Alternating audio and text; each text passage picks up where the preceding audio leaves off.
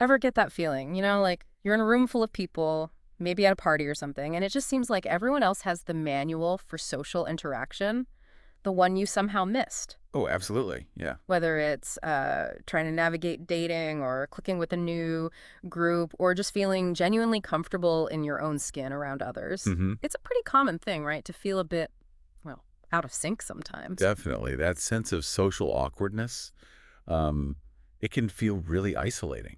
Yeah. And it can kind of hold you back from putting yourself out there, Yeah. you know, from enjoying those connections we all actually want. And that's exactly what we're digging into today. How to build confidence, especially if those feelings, that sort of social awkwardness, is something you can relate to. Yeah. We've got some really interesting stuff here, drawing from the insights of Lark Erickson. She's a relationship and confidence coach. Her work really focuses on practical ways to boost self-assurance and also the language of our bodies, which is often overlooked. Right. And we're also going to explore the Awkward to Awesome meetup group. It's a community Lark actually created specifically to offer support and, well, growth for people who feel exactly this way. So our goal, our mission for this deep dive is to really pull out the key actionable steps from these resources. Think of it like a shortcut, maybe. A way to feel more self-possessed, more comfortable in social situations, because social confidence, it isn't some magic trait you're just born with, right? Yeah, definitely, yeah. It's something you can cultivate. And importantly, you don't have to figure it all out alone. Okay, let's jump right in then. One of the things that immediately stands out is just how much of our communication happens without us even saying a word. Lark Erickson's work points to some pretty significant numbers. Mm, Apparently something like a staggering 93% of what we communicate isn't actually verbal. that's right. It's huge. And when you break that down, body language, just how you hold yourself, your Mhm. gestures, that accounts for about 55% of the message we send. Wow, over half. Yeah. And then our tone of voice makes up another 38%. So that leaves, a surprisingly small slice for the actual words we choose. It really makes you think, doesn't it? About those times you might have misread a situation or someone misread you, even when the words seemed okay. Exactly. Often, it's those nonverbal cues giving the real context. So here's where it gets really fascinating for confidence. If so much hinges on what we don't say, then our body language is basically broadcasting our confidence level, like all the time, whether we mean to or not. Mm-hmm. Constantly. And according to these sources, it's not just about how we appear to others. How we carry ourselves actually feeds back into how confident we feel inside. Precisely. It's a feedback loop. Think about someone who's, consistently slouched over, maybe looking down a lot. Yeah. Not only do they often appear insecure or maybe tired, but that very posture can actually reinforce those feelings Yeah. physiologically. But conversely, making a conscious effort to just straighten your posture, pull your shoulders back a bit, Yeah. they can have this uplifting effect, both on how others see you and, crucially, on your own sense of self-assurance. So standing a little taller isn't just about looking good. It's about actually tweaking how we feel. Okay, so beyond just posture, what are some other key bits of confident body language these sources highlight? Well, relaxation is a big one. Physical tension, tight jaw, hunched shoulders. It's often a really clear signal of nervousness or a lack of confidence. Okay. So consciously working to relax those muscles can make a huge difference in how at ease you appear and feel. Makes sense. Then there's this idea of open versus closed body language. Things like crossing your arms. You can create a physical barrier, right? Yeah, it feels defensive sometimes. Or maybe disinterested. And keeping your hands stuffed in your pockets all the time can sometimes read as, I don't know, maybe untrustworthy or holding back. Okay. Whereas more open postures, they just tend to feel more inviting, more approachable. That makes total sense. I can definitely picture that. What about those little nervous habits like fidgeting or bouncing your leg? Yeah, those fidgety movements. Yeah. Generally, minimizing them is good because they Yeah. tend to project unease.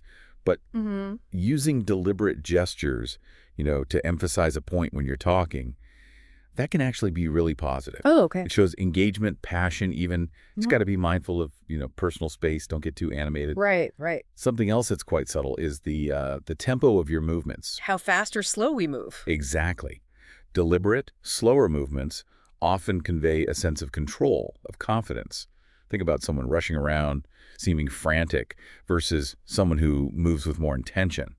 The second person usually seems more self-assured. Yeah, I can see that. It's subtle, but definitely noticeable. Okay, what about something really simple, like a smile? Ah, yes.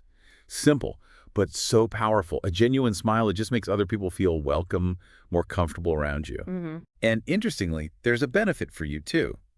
Smiling can actually trigger the release of hormones like endorphins, the ones that make you feel happier. So it's not just polite, it's like a little free mood booster. Pretty much. Yeah. The sources also mention eye contact. That can be tricky for some people, right?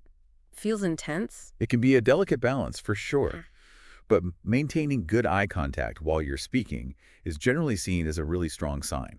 It says you're engaged, you believe what you're saying, you're connecting. Okay. It often feels easier when you're listening, but making that effort when you talk, that can significantly boost how confident you seem. And what about showing someone you're actually interested in what they're saying, non-verbally? Yeah, good point. Leaning in slightly toward the person speaking, that's a classic, very effective, subtle way to show you're interested, you're attentive. Right.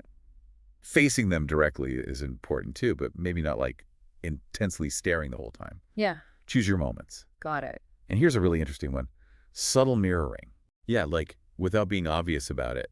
Maybe briefly adopting some of the other person's gestures or their posture. Yeah. It can create this subconscious sense of rapport. Yeah. Makes them feel more understood, more at ease. Huh. That's clever. Like a nonverbal nod of agreement or something. Kind of, yeah. Then there's this idea of filling the space around you. Okay. It doesn't mean being loud or like sprawling everywhere. It's more about avoiding things that make you look small or withdrawn, like hunching over, trying to shrink yourself. Just occupy your space comfortably. Right. Take up your natural space. Exactly. And finally, a really key element that the sources mention is something called emotional detachment. Emotional detachment. That sounds a bit cold. Yeah, the name's a bit misleading. Hmm. It's not about being uncaring at all. It refers more to not taking every little social interaction or potential slight super personally. Oh. If you're constantly worried about how you're coming across, reading into everything, Yeah. that anxiety can really project as insecurity. A more relaxed, less reactive approach often signals more self-assurance, like letting small things roll off your back. Okay, that makes more sense. So we've got this really helpful toolkit of confident body language now. But how do we actually build up that internal confidence? The feeling inside that, ideally, leads to these outward signals. The sources talk about practical strategies for that too, right? Oh, absolutely. And one that's really emphasized is just embracing new experiences. Yeah. Stepping outside your comfort zone, Even if it feels awkward. especially if it feels a bit awkward at first. It's an incredibly powerful confidence builder. Maybe you find a new skill, maybe you don't quite succeed as you hoped, Yeah. but the very act of trying something new builds resilience. It strengthens your belief that you can handle the unfamiliar. It's like building a muscle, isn't it? The more you stretch it, the stronger it gets. Even if you wobble a bit, you proved you could try. Exactly. Volunteering is also mentioned. How does that help? Well, contributing to a cause you believe in can give you a really strong sense of purpose, of accomplishment, and that naturally feeds into your self-esteem. Makes sense. Another really practical tool is keeping something like a success journal. Okay. Just regularly noting down your achievements, no matter how small they might seem.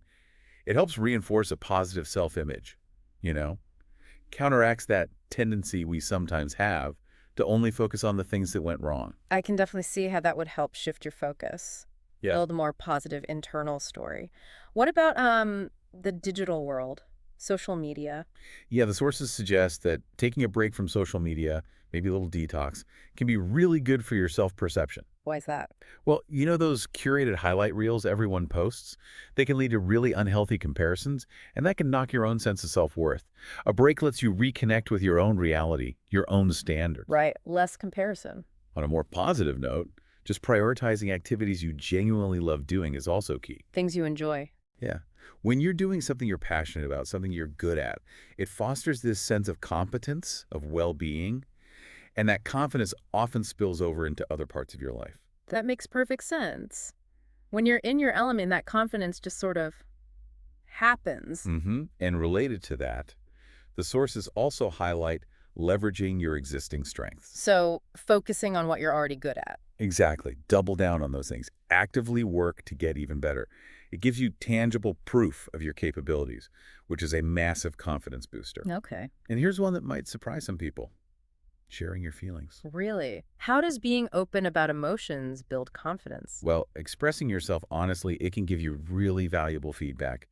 You might find out how others actually see you, which could be quite different, often more positive, than your own internal fears or self-criticism. Huh, so it gives you a reality check. Kind of, yeah. A Hmm. more balanced perspective, which can lead to a more positive self-assessment overall. This all really seems to connect nicely with what the sources tell us about the awkward to awesome meetup group. It sounds like Lark Erickson hasn't just created like a coaching method, but a whole community for people feeling this way. Exactly. And what seems really valuable about it is that the group's whole purpose is to tackle these challenges head on, but in a supportive space. Right. It's a place where people can learn and grow Hmm. together, working on personal development, emotional intelligence, and really importantly, social courage. The focus is on that shared journey so you don't feel like you're the only one struggling with this stuff. So it's a place where people can actually learn and then practice these confidence strategies, become more aware of their body language, but in a setting that's understanding, non-judgmental. hmm The info we have suggests the main goals are helping members feel more comfortable starting conversations, engaging with people. Yeah, and building deeper connections. Right, and really reducing that fear, that often paralyzing fear of rejection or being judged. Exactly. And if you connect this back to everything we've been talking about, the body language, the mindset shifts. The benefits of a group like this become really clear. How so? Well, you're not just reading about confident posture or positive thinking in a book. You get to apply these ideas in actual interactions with other people who get it, who know what it feels like to be awkward. The practice element. Yeah, that shared experience, it can be incredibly validating, really empowering. It creates this positive feedback loop that builds even more confidence. And it sounds like the meetup also specifically gets into some of the big anxieties people feel, like how to actually overcome that fear of judgment or social rejection. That seems to be a core focus, yeah.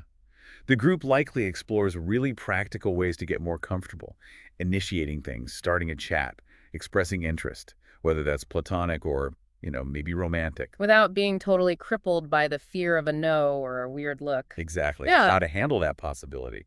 And for those times when, inevitably, social interactions don't go perfectly smoothly, it sounds like building emotional resilience is also part of the deal. Absolutely. Learning strategies to navigate those bumps in the road is crucial. It's about reframing things, right? Right. Learning not to take it all so personally, not seeing it as some huge failure, Right. and building up that emotional strength to just keep putting yourself out there, keep trying to connect. Okay, so let's just quickly recap. We've really dug into the massive impact of nonverbal communication, our body language, Mhm. and how tweaking that consciously can affect how others see us and how we feel. That feedback loop. Yeah, and we've explored a whole bunch of actionable strategies for building that inner confidence, trying new stuff, focusing on strengths, even just noticing our wins. Right, practical steps. And finally, we've highlighted the Awkward to Awesome meetup group as a potentially really valuable resource, a supportive community where you can actually practice all this stuff. The real takeaway here for you listening is that building social confidence, it's an active journey. It's not passive. And there are concrete steps you can start taking, maybe even today. Mm. It could be as simple as paying a bit more attention to your posture in your next chat, or making a real effort to offer a genuine smile. And remember, you really don't have to figure this all out in a vacuum. Resources like that Awkward to Awesome group, they offer a fantastic chance to learn, grow, and connect with others who really understand. So here's maybe a final thought for you to mull over. Just imagine, what if you intentionally focused on just one aspect of your body language, maybe making more consistent eye contact or consciously relaxing your shoulders when you feel that tension creeping in? How could that one small shift start to change your overall social experiences? And perhaps exploring a supportive community like Awkward to Awesome could really amplify that positive change, give you the encouragement, the tools to really blossom. Which of these strategies we talked about kind of resonates most with you right now? And what's maybe one small step you could take today or this week to put it into practice?